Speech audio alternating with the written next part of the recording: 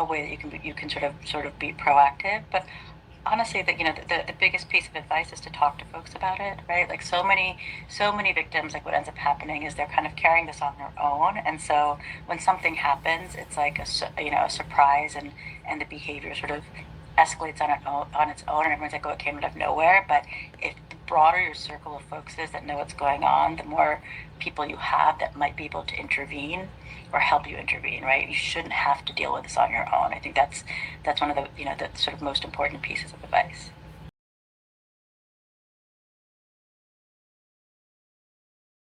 So, Staten Islander News is here today with Saloni Sethi.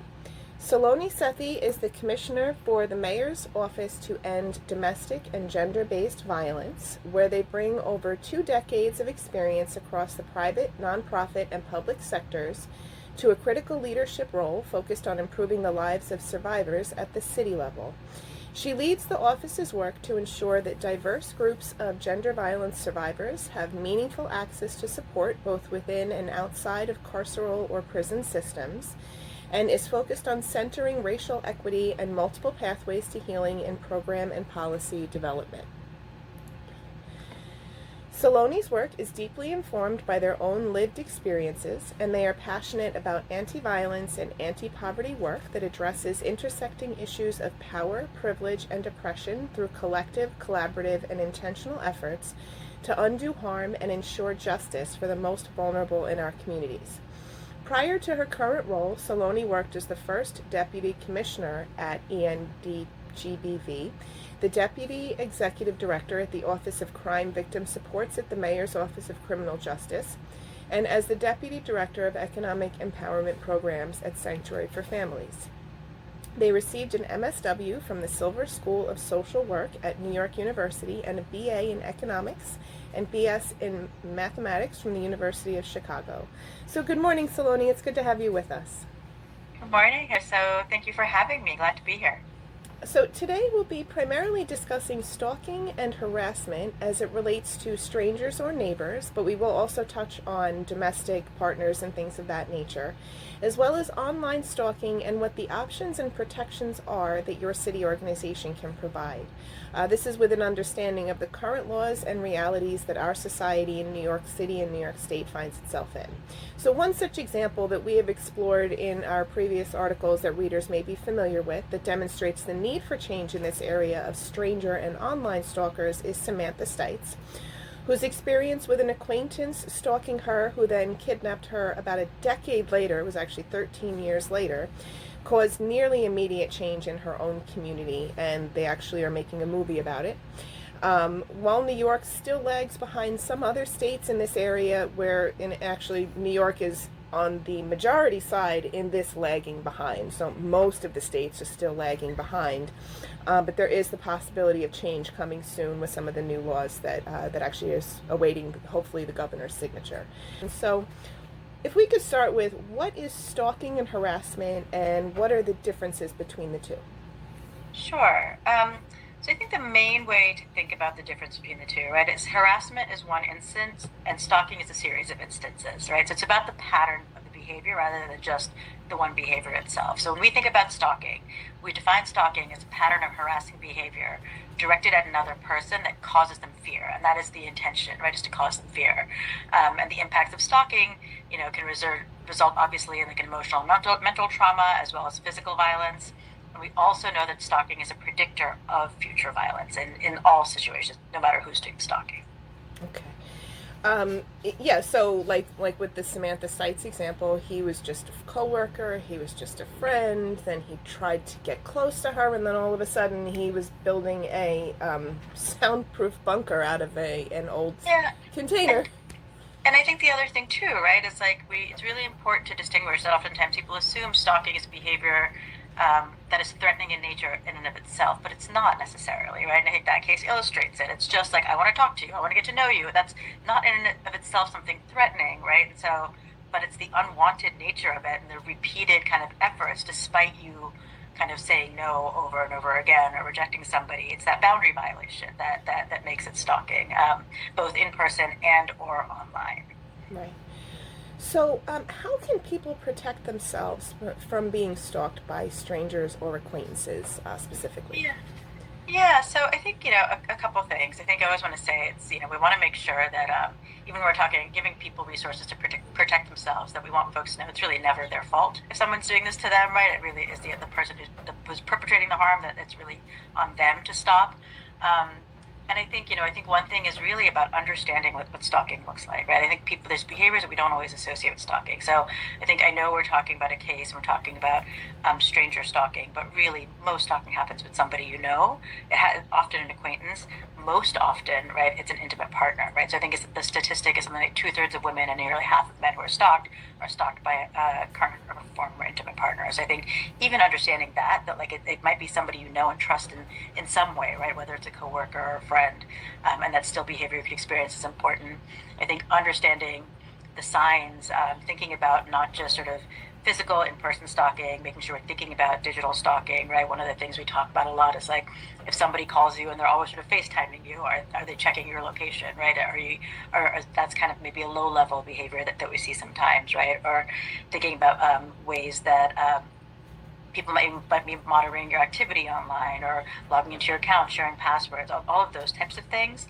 Um, but I think, in general, if it is something that is, that's sort of physical in person, right? If somebody is monitoring your movements, right? We recommend that folks think about their routines and their patterns. Are there ways you can change your routines? Shop at different grocery stores, use different train stations, right? That usually falls under something we call safety planning, and we'd have advocates who could work through folks that are concerned that they're experiencing stalking with them.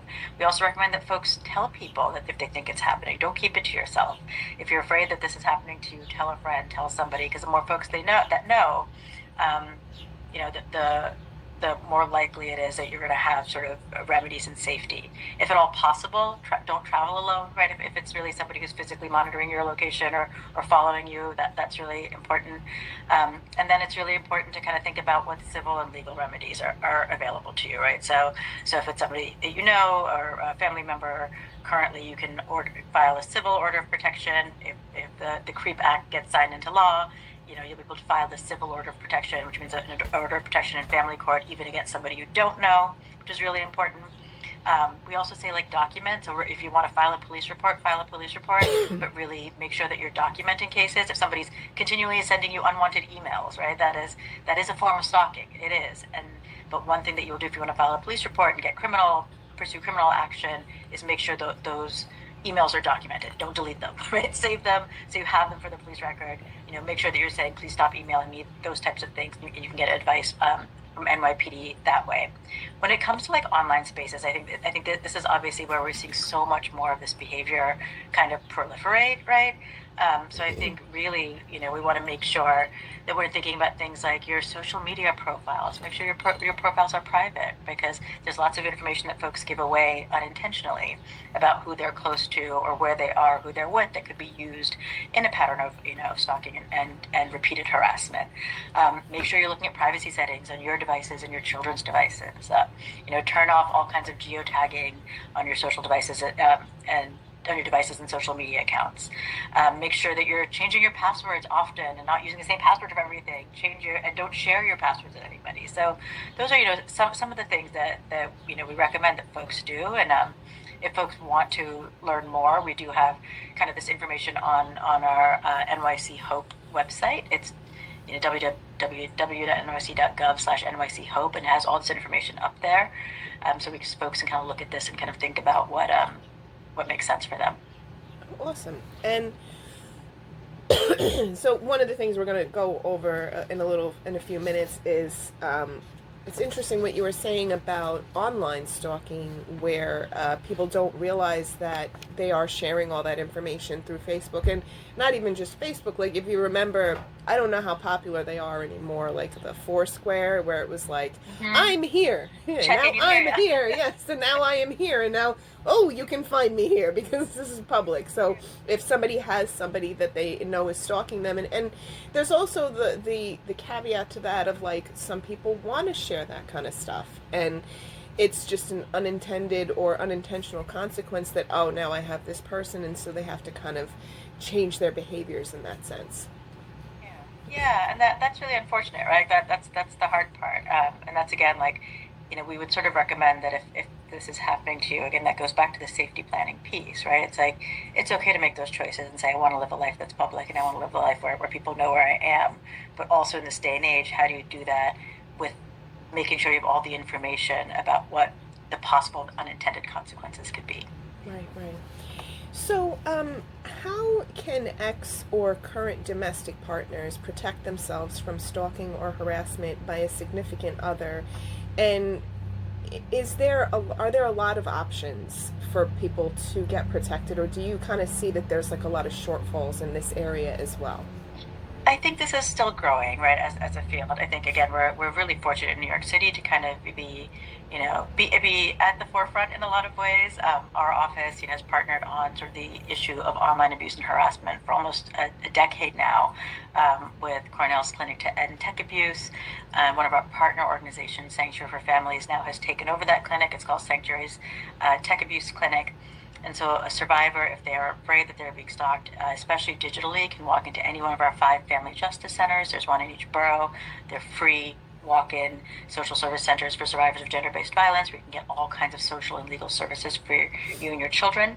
And they can be connected to STAC, Sanctuary's Tech Abuse Clinic, where they'll do things like look at your devices. Like we're seeing a lot of actually monitoring on devices, people installing things like spyware, or people kind of using each other's accounts or logging into somebody's account. I was just there was a story like recently that our providers were sharing with us, right, of like kind of how insidious this can be, where like a survivor of domestic violence was in a custody case in family court with her abuser, the ex and the father of her children, and he wanted to see custody of the kids.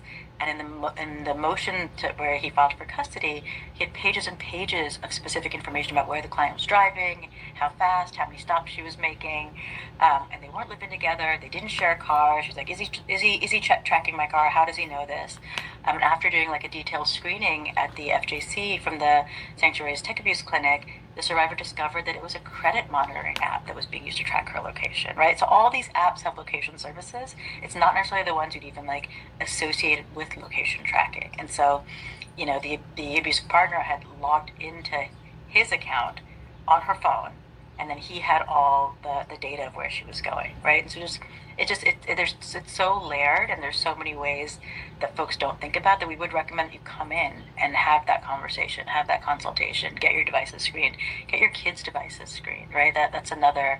I mean, even when I was doing direct service, which is now more than a decade ago, right? I remember a case in which a survivor was found in a domestic violence shelter, and those shelters were supposed to be confidential locations, and the way that happened was, the abusive partner, is also the father of her children, had given the kid an iPad, and the iPad had sort of the Find My on it. It was connected to his Apple account, right? And so that was an easy way to find folks. So we do recommend that folks come in and get screened and kind of um, have that conversation with somebody who really understands this work, because it's evolving, and it's evolving quickly, right? We haven't even touched on sort of the whole non-consensual images and AI kind of world of this, which is a whole other sort of branch here.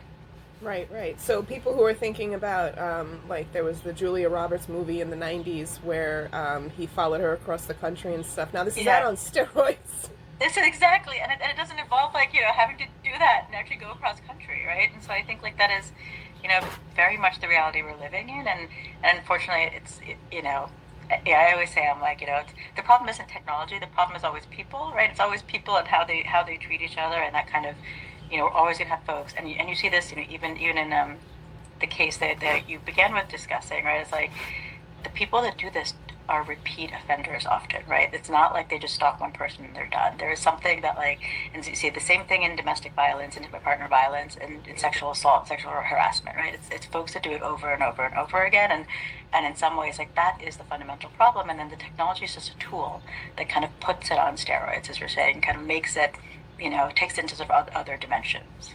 Right, right. Yeah, and like what you were saying, like with the Samantha Stites, I remember, yeah, there was a woman who said, "Oh, he stalked me first," and that was kind Yeah. of what pushed them to move so quickly in that area, because it was like, well, if Yeah. he did it once and he did it again and he could do it even worse, what was he going to do next, you know? Next, exactly, exactly. Yeah. And also, one of the things that you were saying about like taking device like data from people's devices, I'm assuming that there probably are also things that they can just kind of plug into someone's phone. Like if they are an intimate partner and they have access to that person's phone, there are devices that they can plug into that person's phone for a second.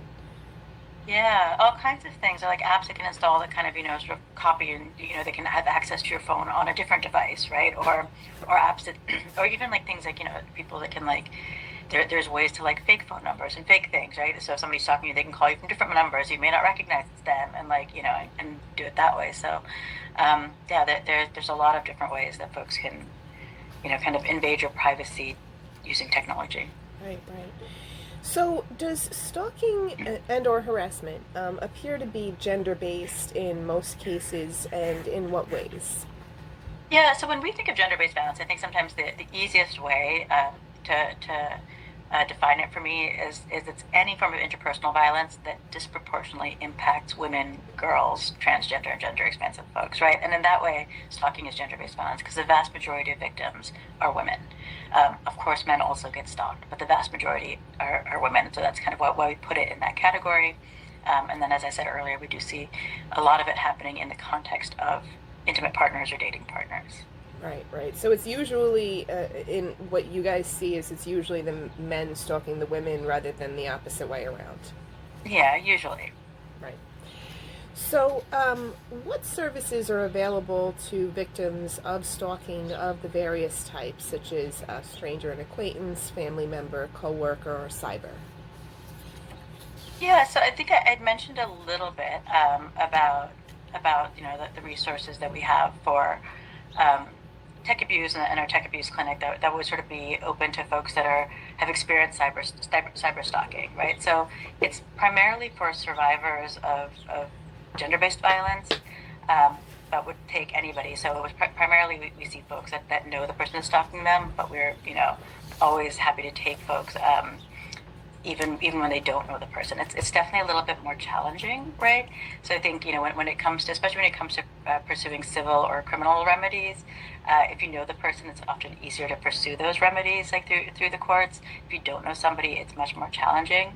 But when it comes to if we're talking about um, online services, we actually have a New York Cyber Abuse Task Force that has a manual on how folks can, and we can link to that, in your article too, if you'd like to share that. Brady can share that link. Has information on sort of how clients can identify what information is available about them out there and figure out how to take that information down. Any survivor, whether it's somebody don't know, online, digital, stalking, can really come in and work with one of our advocates to talk about safety planning. I think safety planning is something that we do across the board with folks, where we just really sit down and kind of understand what is the situation, and you can work with an advocate to figure out what next steps you might want to take, so you're not doing it on your own. And then of course, if in the case of like online harassment, especially if it's like online harassment that involves, which we're seeing more and more, sort of sharing of non-consensual intimate images or even deep fake images, right? We have resources that can, go online to try and get those images taken down. So there's resources on that can do that. Okay. And if someone learns that they are being stalked, whether in person or online, what proactive steps can they take to minimize the risk of harm to themselves? So, like, what are some of the examples of some things that they would be told Yeah, by those organizations? sure. But yeah, so I think, again, I think if it was online, obviously, like, there'd be something, and it would depend on the type of stalking, right? So I think obviously going through and like looking at all your various accounts, right? Going through, I mean, we all have such large online footprints. Like I know even for me, I'm half, I probably have half the things I'm actually signed into in terms of accounts on my phone, and there's another half somewhere else. So like even trying to do an inventory of that, like making sure you're checking your passwords, checking your location settings, right? Looking at location settings in particular. I think those are some things that we recommend folks do all the time, right? If somebody's sort of, the online harassment is more about constantly reaching out and constantly following up and that kind of thing, then we would really recommend that you do report it report it to an authority if you can, right? And if you feel comfortable doing so, or work with us to do so, and do like document and save that information. If it's something online, if it's something in person, and really we're talking more about, again, I think, as I mentioned, like changing your day-to-day routines, making sure you're not alone, the buddy system, if at all possible, right? Sometimes like, even if you're, if you have to be alone walking through a street and you're worried that somebody's in person monitoring you or around, can you call somebody and be on the phone with them when something's happening, right? So I think all of those pieces really go into a way that you can sort of be proactive. But honestly, the biggest piece of advice is to talk to folks about it, right? Like so many victims, like what ends up happening is they're kind of carrying this on their own, and so when something happens, it's like a surprise, and the behavior sort of escalates on its own, and everyone's like, oh, it came out of nowhere. But if the broader your circle of folks is that know what's going on, the more people you have that might be able to intervene or help you intervene, right? You shouldn't have to deal with this on your own. I think that's one of the the sort of most important pieces of advice. Right, right. And so, what when I say stalking activities, I mean like following, doing things like that. So, what kind of stalking activities does your office see most that are directed against victims of stalking? Honestly, I think most what we're seeing more and more again is digital tracking, a lot of digital tracking, right? And I think that's something that is it's easier than actually following people, right? And I think it's one of those things that's more accessible, and a lot of times like much more insidious, honestly. Like it makes people much more um, afraid. So, you know, we had a client who came in to one of our family justice centers, who had, told at the time she was living with a person who caused her harm, and told her that she was going to a library with the kids. When she came back to the same center to get services a week later, he texted her saying, "Why are you back at the library?" Right, and she found that he'd actually installed a tracking device on her car that he was using to like monitor all of her movements. And then the other thing, which we haven't touched on as much as a little bit, is also thinking about, we're seeing more and more of the sharing of non-consensual intimate images, right? And the city and state passed legislation a few years ago on that, but that's another way where people are using that, and we'd consider that, as a stalking or harassing behavior if they're doing it repeatedly, because it is a way to control folks, right? So we're seeing people that are repeatedly posting nudes and sexual videos without permission and consent, and then using those to then, threaten them in the future and kind of keep them in controlling situations. Right, right, and that's interesting. He said, "Why are you at the library?" Because the Yeah, that's the St. George Library, which is like right over there by yeah, the Family yeah, Justice Centers. We just, I yeah, guess, exactly. assumed she was at the library, I'm like, yeah, and yeah. that actually seems very like that would actually cause more fear for a person to not know. How does he know where I How am? does he know it? Right, exactly. Right. If somebody is like, a stranger in the bushes, it's like at least you know they're there and you can run, right? But that's not what's happening often. And so I do think it really appreciates sort of highlighting that part of the conversation, or like folks really do think it's something that's happening in physical space. But as we live our lives more online, it's not happening that way, right? It really is happening online. Right, right. And just that, like, when you were saying about the person who found out that he was tracking them digitally, how did they find that out? Did they like scan the person's car or something like that? Yeah, so I think I think, I don't have all the details honestly, because we just got the anecdote from the lawyer, but that would be my guess, right? Is that they're looking at the devices first and thinking about like all the places, because the car trackers are physical devices for the most part, and so would have to do that, and I think it'd be in the context. This came through one of the lawyers at the tech abuse clinic, so it was probably in the context of that conversation of like, here are the steps you take. Look at your devices first, and start looking at your car, look at all the other options. Right, right. Because I know, like, one of the things that is kind of in the news about that kind of tracking the device is called the AirPod, and it's the Mm-hmm. size of a quarter. And it's, Yeah, I think it's self stick or it's magnetic or something like that, so they could put it anywhere and you wouldn't even know. You wouldn't even know, even if you went under your car without a device to show you where it is. I mean, there's so much stuff under your car, you're not going to see it. right. No, and it's funny because I have one of those in my car because I don't forget where I parked.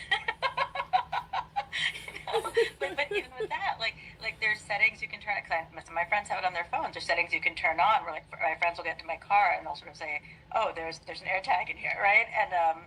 And so even that, like if you know, I think one of the challenges is so much. I mean, I for me myself, I'm not a digital native, right? I'm not, and so for those of us from that generation that like aren't digital natives, all of this is new, and so I do think this is where like you know our work, so much of our work on tech abuse is about how do we get people to understand what these how to deal with these apps, how to keep yourself safe digitally, how do we get our service providers to understand that, and then how do we actually provide resources for survivors when they're afraid that something is happening, that they can come in and have an expert really look at that and verify what's going on, right? There's so much of it.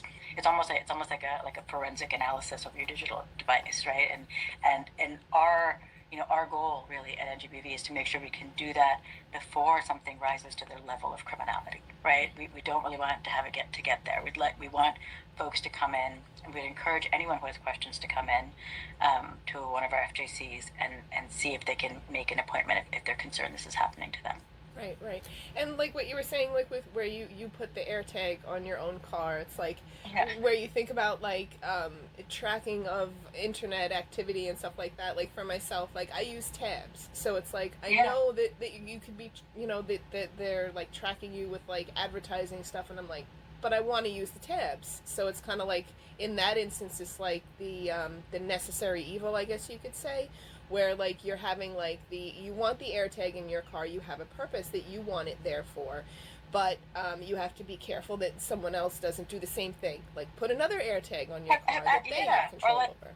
or have access to, right? Like if I was sharing with somebody a date was dating or married to, right? It's like it's possible they have access to it, and I don't lose track or forget that they have access to it. And we see that all the time, especially with shared accounts. It's one of those things like shared accounts, shared passwords. It's just hard no, hard no. In some ways, where it's like where if you're worried, that is such an easy way for folks to kind of get in and then stay in, right?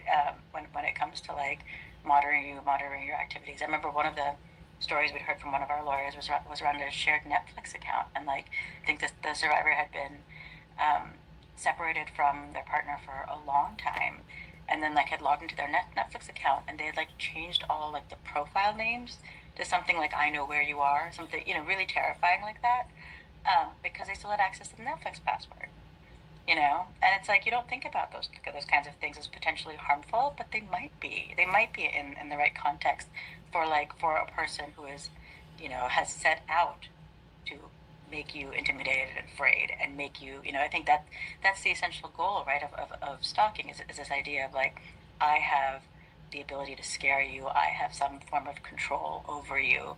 You kind of Running it's headspace, yeah, yes. it's headspace, right? And so we see that sort of all the time, and so there's so many ways that can sort of that message can be delivered, right? And yeah, And when you see like if you notice, like for example, that the stranger who is stalking someone, because I have heard things about this happening where they show up everywhere you are, is that like how would they do that, like if they're not having access to your phone physically? Are there still ways that they can install things in your phone to track you and do things like that, or would it be more likely in your car or? it's more likely in something a device they have access to, right? Or if they happen to be technologically, advanced. Again, this is a case where like maybe your location data is giving things away, or your Facebook posts are giving things away, right? That they're finding you other ways. It's also possible that they could actually, target your accounts and try to get into your accounts, right? There are people that can do that in terms of like getting to your, but most likely that's happening because of information you're unintentionally sharing, right? And I think what's also really important is to think about like there are protections at places like work and school if you think this is happening, right? And I think that's another really important thing for folks to know that like if somebody, because oftentimes even in your home, if somebody comes to your home, I think obviously it's 911, it's NYPD, right? If somebody is unwanted and kind of repeatedly coming at your home, but if they're repeatedly coming to a place like work or school, you know, stalking victims of stalking are protected under the Violence Against Women Act, and you can file a reasonable accommodation often, right, with your employer, or like talk to your school authority. But if at an employer, we had this happen actually to staff member years ago, not ours, but another city employee, where she was a survivor and her ex was stalking her at one of our buildings, a city hall building, right, and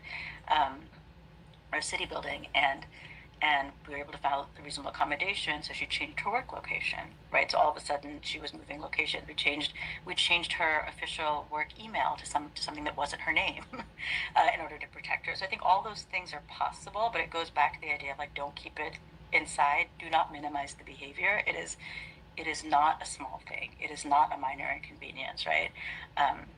And so it is something that often escalates, and it is what we would consider a high risk behavior, whether it is in person or whether it is online. We consider it high risk, and really, really encourage folks to think about that as a high risk behavior, because it really is such a violation of your boundary and personal space and privacy and security. And that's interesting what you said about like Facebook posts. Like when you post on Facebook, your location is automatically shared unless you've turned that off, and some other person can get that information. Like that's Mm-hmm. public information. Yeah. A lot of people, they Yeah. just don't think about that. You know, like, oh, if I'm Exactly. posting something to Facebook, someone can find out where I was, where I went, and then they can make a list, and they can be like, I know where you are. You know, like all that Yeah. kind of stuff. Yeah. All of that stuff. So, okay.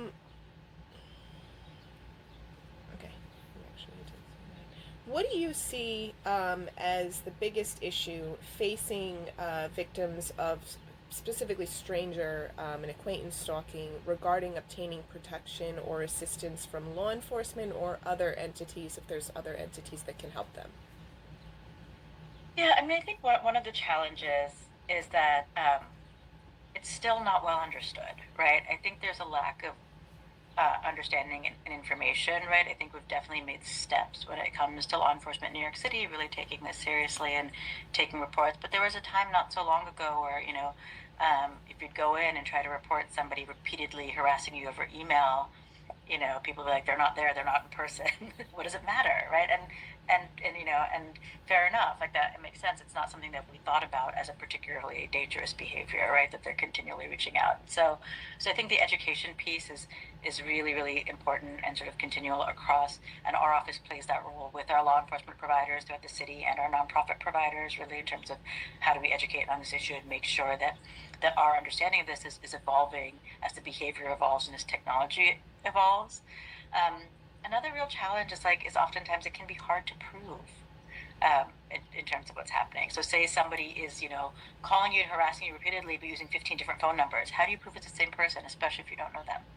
It's difficult, right? And so I think that can be a burden on the survivor, and so that's something that's challenging. And all gender-based violence, one of the biggest challenges is people don't feel like they'll be believed. In stalking, that's particularly true, right? Or people minimize the behavior and say, even in this case that we started talking about, like, if the coworkers or acquaintance is coming up to her and talking to her, I could see a lot of situations in which somebody would be like, oh, it's not a big deal, he's harmless.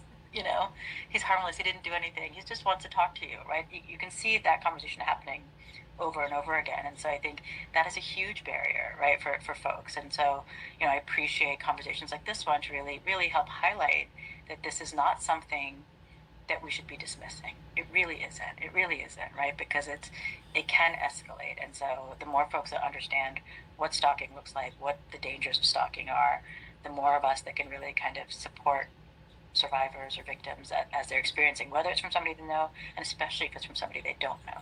Right, right. And the woman who that happened to, she did say, "Oh, I thought it was harmless. Everybody thought it was harmless." And then all of a sudden, something must have happened that changed in that last year, because she had a bunch of police reports as well. But there wasn't anything that the police could do because no violence had happened, like No, where yeah. we are here. Yeah, and I think that's what one of the challenges, right? And that goes back to, like, whether, especially when things are happening online and police reports, you can keep filing police reports, and it's good to have the record, and nothing has quite risen to the level of, like, harm or criminality, right? And so I think that's another thing to think about, is like, how do we have laws that kind of strengthen our laws to really recognize what's happening and give people the protection they need. But in addition to that, how do we really educate communities, and make sure that people around you, because so many of us, before we go to law enforcement, we're telling our friends, we're telling our coworkers, right? And so if we can have those people be like, you should consider this, or let me walk home with you tonight, or let me give you a ride home or something, like, that in of itself could be helpful. Right, right. So, and you kind of went over this a little bit already, but what kind of calls does your office tend to get, and what kind of help can you provide to victims of this kind of stalking? So it really runs the gamut, right? So I think, since we see this in the context of other forms of gender violence, right? I think some of the examples I gave include like people being in family court and people going into shelter, things like that. So if you're a survivor of domestic or gender-based violence and stalking is sort of part of your situation, right? Our office sort of does fully, kind of wraparound services through contracted providers throughout the city, right? So that can include things like, filing orders of protection in family courts, supporting with advocacy on a criminal case, helping you relocate into shelter or somewhere safe. We also have, a program again for that if folks are calling and really afraid of being stalked in their homes. We have a program called Home Plus, which provides people tools to remain safely housed, including security devices, right? Security devices in your home are a great way to kind of make sure you're connected in case something happens when you're at home. So I think it's all of those wraparound services we're able to provide to survivors if this is happening, in the context of gender, which often it is, right? I'll say for the most part, so that I would say most people are experiencing stalking since it's happening, in the context of an acquaintance or a dating partner, or former partner, or friend. It's like falls under what we would consider gender-based violence. And for folks that can't, then we'll, always provide information, support, and resources, right? So, at the very least, you will talk to somebody who knows what this behavior looks like. We'll be able to talk about your situation, and then help you understand what next steps are available to you. Whether that's safety planning, whether that's ongoing sort of device assessment and doing some kind of digital safety planning, or pursuing civil or criminal legal remedies. Okay. And by security devices, do you mean like cameras, or is there something else? Both. I mean, so both. It really depends. Like our providers do different things depending on the person's need, but that can include things like ring cameras. We also have something we call a personal emergency response system, which is actually, it's like a panic button in the home that will notify whoever you want to be notified in case something happens, right? And so the great thing about that for us is that it's a survivor centered notification. So some survivors may not want to call PD for whatever reason, but it'll notify whoever you want to notify, whether it's a neighbor, a close friend, an advocate, PD, whoever. And so that's an option. We do like lock changes, door repairs, window repairs, like all of those things, to kind of make sure that people can remain safely in their housing. Okay. And are you seeing more cases or an increasing number of cases over time of non relative, non domestic partners stalking in New York, such as neighbors, coworkers, or strangers? Not really. I think in general that stayed like fairly consistent in terms of like it's really mostly current or former partners that we see, or people, again, that not strangers that much. Okay. And are there legislative or policy changes that your office supports to address these issues? So, we haven't, the city hasn't taken sort of a position on the legislative changes currently sort of happening. But I do think, one of the things that we always want to think about is what makes sense. So it's like, what's a common sense, like legislation, right? So if X remedy is available in this case of stalking, it should probably be available in Y case of stalking, right? Like those types of things we want to think about.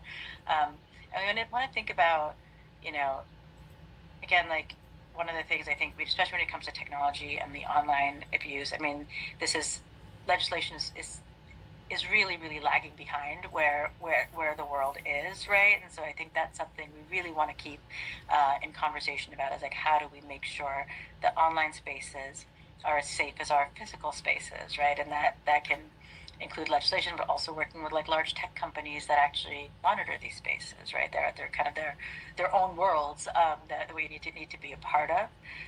So I think we're always thinking about that, and partnering with our organizations and our elected officials to see how we can be proactive there. Okay, cool. So, since you said that your office hasn't actually supported legislation, but if you were to see something such as the CREEP Act to be passed, what could be expected to change for the people coming to see you guys?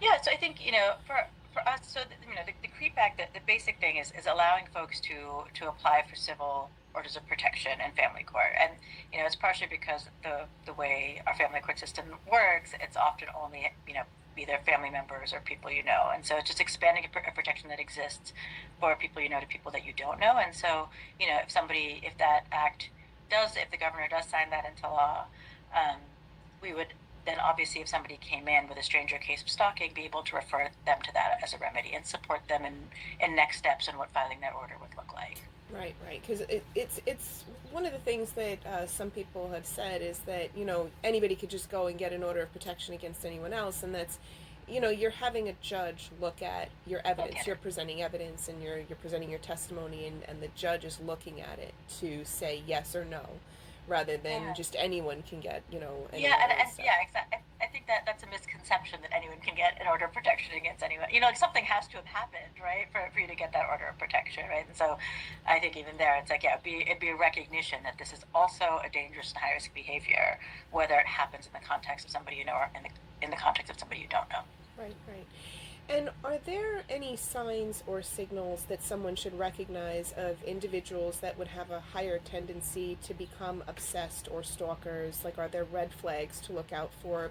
I guess in particular, one would say in the dating scene or even in like Yeah. just friendship, acquaintances, coworkers. Like, are there red flags that you can kind of see in a person who's going to become obsessed and do that kind of thing?